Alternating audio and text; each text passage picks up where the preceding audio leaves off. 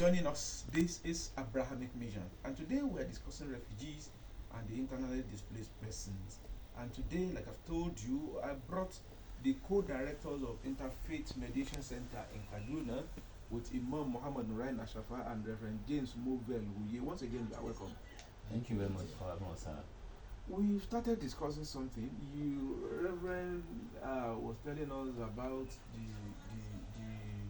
Muslims, Yeah, because they migrated, because it's actually related to the topic we are to discuss.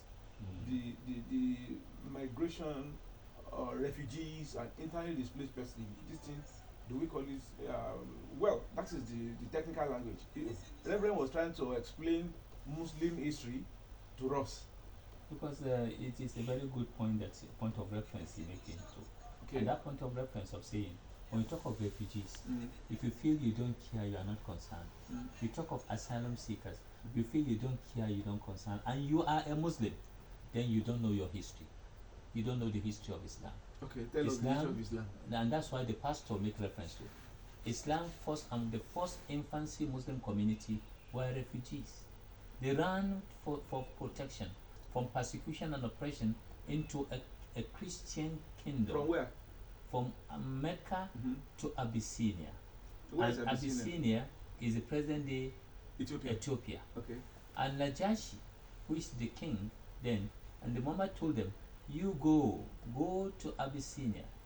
There you find a Christian king who is a just leader. Look at the word, a just leader. He will protect you. Go. And they move. So the first Muslim community migration, they migrate to that place, and he gave them protection indeed, as the pastor said. That is the truth history. And not only them, even Muhammad sallallahu alaihi wasallam, at a point he's a refugee, migrating from Mecca to Medina, and he settled down in Medina finally. How many of us are accommodating refugees in our community, giving them a place, a succor? And not only that, the trend, the Islamic calendar is synonymous with migration. That's why you talk of Hijrah calendar. Hijrah is migration. Who migrate? Refugees from one point to another. People who are internally displaced in Mecca and they move into where? Into Medina for protection. So if somebody is coming out of flood, as the flood is happening in our country today, in this north central region, he moved into where? And say, let him move into northeast or move to southwest region, seeking for protection. It has done. That's why we have what you call the Ansar and the Muhajirun in Islam. The concept of the Muhajirun, the migrant, the refugees who are coming for persecution and oppression, to Ansar, the host community who give them a host and support them. That we have seen it very clearly. And not only that alone, and we shall be very clear to say that these people, they welcome them, they give them food, they give them cloth, they give them accommodation, they even give them their daughters who have no wife, they give them wives to marry.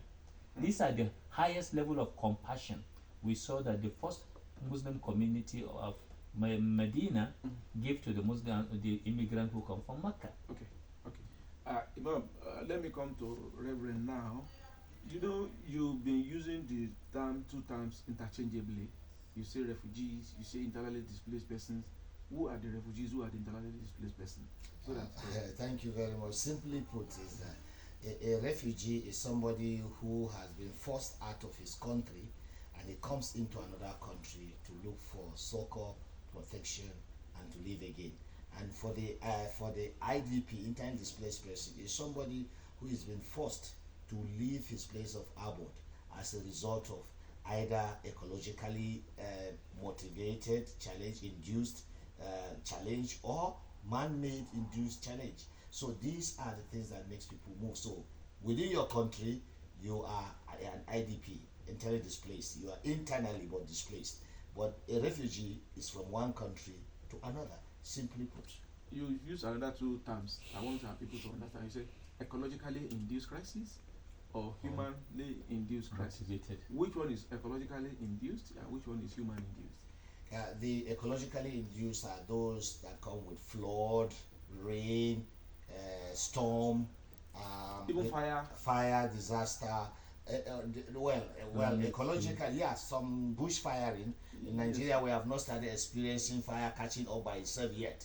People go to hunt rats or hunt game, and then they put the fire and it destroys people, food and safety, and people have to move by force, including animals who are not even part of our problem. We have caused them problem. That is the one. But when you're talking about human form, is that where people, out of violence, out of the issues that has been happening, we're having kidnapping, we are having raiders, we are having ethno-religious conflict, we are having other political motivated conflicts, and people kill themselves and people leave their communities. In Nigeria, we don't have so many refugees. They were so much before, during the Liberian and Sierra Leonean war, and we hosted them. Nigeria hosted them in Ogun State. And then we have also right now, we have some who have left Cameroon as a result of the secessionist challenge they are having. They have moved into Nigeria.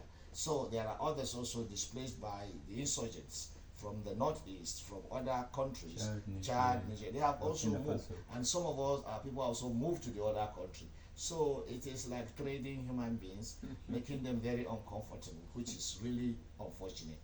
But before I go, I would like to say that Jesus Christ also was displaced by, because he was also a refugee in Africa. So you think Jesus Christ was a refugee Yeah, too? he came to Egypt as a baby because the king wanted to kill him. Herodus wanted killing him, and so he moved with his parents and stayed in Egypt until when the king died and he has to move back.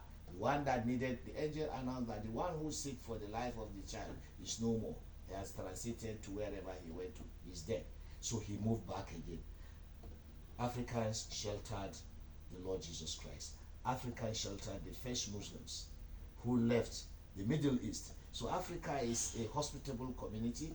Africans, and I think to add to what you say, Africans have sheltered Abraham. Abraham, the father of faith, he is from the Middle East. He is from Ur of Chaldees in Mesopotamia, in present-day Iraq. From there, after persecution and suppression, he came in as a refugee into where? Into Africa, into Egypt. And when he landed in Egypt, the king of Egypt then, the Pharaoh of then, received him, honored him. And after discussion, he let him go host him, and he gave him his daughter, his princess, his own daughter, to go with his wife to support her. And that princess is called Hajara, who the English will call Hagar, who is the mother of Ishmael. The mother of Ishmael, the second wife of Abraham. For us as Muslims, Abraham have two wives, Sarah and Hagar. And Hagar was as a result of running as a refugee, he was hosted by Africa. So Africa not just hosted, he was also given a wife. And he was given a wife. So Africa has given so much to the world that what happened to us today, that instead of hosting the world within us, the Ubuntu concept, Ubuntu concept that I am because you are. The concept that it takes a whole village. The child is the child of all. In Africa, we know the child is the child of all. There's no stranger but an angel. If you see somebody, a stranger coming, you say an angel is coming to our house. You have everything you have to honor that stranger and to help him to move on his journey. That is the Africa we know. Okay, you want to say something, please? I apart from that, you see, it just reminds me, we just came back from Ghana, where the United Nations hosted us, and you made a commitment. My fear is that I hope that Nigerians will help you do that, because you say we are going to help use this platform. It's a commitment and a memorandum of understanding between AL-HABIBIYYAH Society and the United Nations Human Rights Commission for Refugees. So to help. I'm seeing this as divinely inspired. Your commitment is not just from the head, it's from the heart. And from what we have shared, you see, you are doing a divine work. You are doing the work of the Almighty. Jesus said in Matthew chapter 25 verse 41 downwards, but where he said, when I was hungry, you fed me. When I was homeless, you gave me shelter. When I was clothless, you covered me. When I was in prison, you visited me.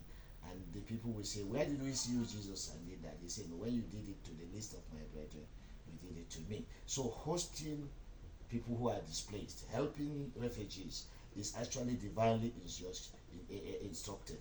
And if you don't do it, it means you have no place in heaven.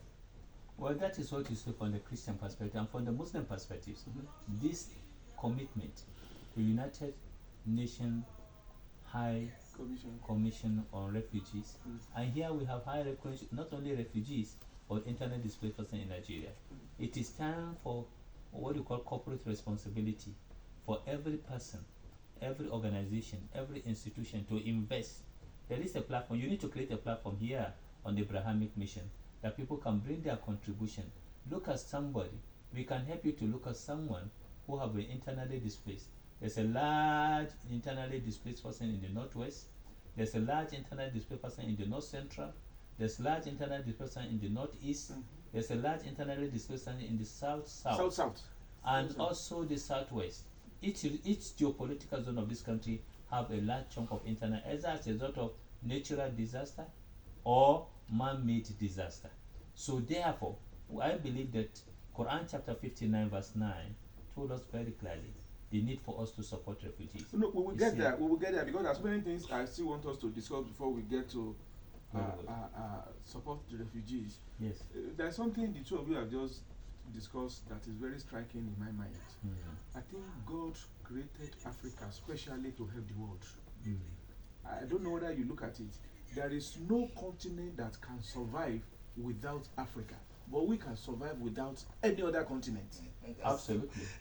The man is going economical. Absolutely. But okay, we are so endowed because all what you are saying, look at from historical point of view, we have always been a rescue play a rescue mission for almost everybody. Any historical figure you want to talk in the world that makes it, you want to talk about Alexander the Great, you want almost every of these people, you discover that they have something to do in Africa. And Africa has, and God in his infinite mercy has made Africa as the center of everything that is good, that can make any part of the world. And that's why, for me, that's why 40% of natural resources in the whole world were embedded in How do you say Africa. 40%? 40%.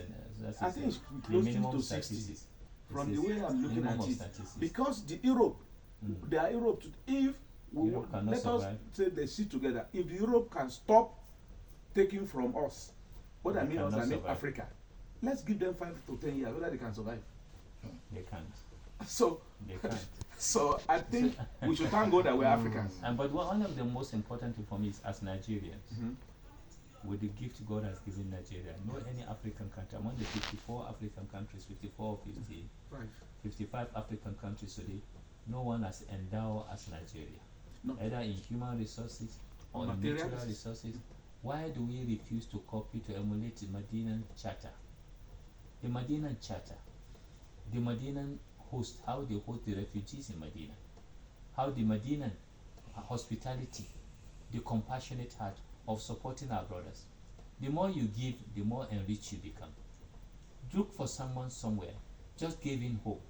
And when you do that, you see what becomes of you, how greater your future will be. The challenge is today, many of us, we forgot that virtue, which is the compassionate arms that God has endowed Africa with. And that's why today we are in the midst of affluence. I couldn't see the reason why Nigerians should sleep with hunger. Why should Nigerians sleep with hunger? And most important, a refugee who runs from pain, from danger, looking for support, looking for a helping hand. Why must we not give him what we have? Because you can question, how do we relate with the refugees? They have started it. How do we, or do you totally displace if you find them in your area or wherever you may be? How do we relate with them? I'm not talking of supporting them financially now. How do we relate with them? First of all, the African tradition gives you, first when you see somebody coming, give him water, then give him food, shelter, and clothes. Let him be warm. And it's also scripturally given that should happen. You understand? So what are we doing as Nigerians is that fear, there is stigma, there are certain things we want to put them far away. No, we are not doing the right thing. The right thing is collective efforts, harnessed effort. I will tell you, without being apologetic about this, we have resources within our religious place of worship, enough that can take care. Look, it's like, give me this mountain. One of our big churches can just say, let me have this mountain, I'll take care of it. We have what it takes. But I don't think we are doing this thing in small clusters. There should be a coordination. And seeing Christians and Muslims working together on this is going to build and renew hope in the ordinary Nigerian that religious leaders are on the driver's seat. So we need to reconscientize. We need to preach on compassionate heart of Christ, compassionate heart of the Prophet of Islam. Whatever we have that brings people together, this is the time to bring it to the fore. It is not about converting people. It's about showing love. The new theology is theology of infectious love. Reverend, let me tell you one thing which probably you omitted or you don't want to raise. The best way to convert people is to be good to them. If you want everybody to be your religion, do and be good to even your enemy. Be good, be compassionate, be responsive, be supportive, and be generous to them. They will be begging you that you want to follow to where you are going. You don't need any, you don't even need to mention, you want to say it, sir? I want to say it clearly. Muhammad sallallahu alayhi wa sallam has made that very clear. Once upon a day, he was sitting with his companion to open their eyes to what the pastor said. If we know, he says, should I teach you one thing that is better than prayer? One thing that is better than fasting? One thing that is better than pilgrimage? The companion were shocked. What is better than prayer, fasting, and pilgrimage?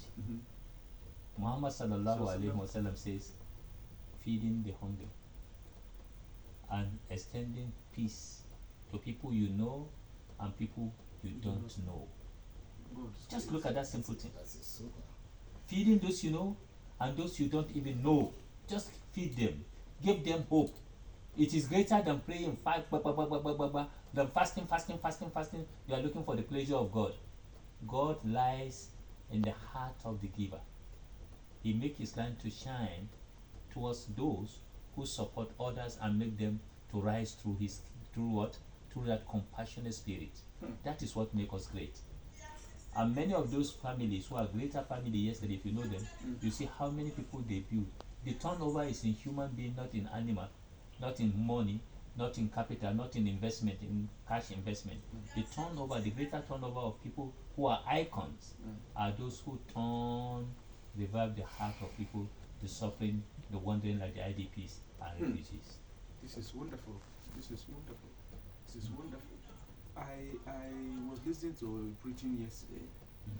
A man was preaching about one of the richest men in this country, that his name is associated with richness. I don't know if you ever heard what they call Darosa. That is as rich as Darosa. I don't even think you know who is a Darosa. Absolutely. You don't. Have you ever heard who is a Darosa? No, I don't. Let me tell you a little bit about Darosa. Go and find out. When Queen Elizabeth came to Nigeria in 1957, that man called Darosa borrowed Nigeria money to host the Queen, and they borrowed car from Darosa to carry the Queen. What? From that man. Go and find out. I will go on a short break now, and you have more when we come back. Don't go away.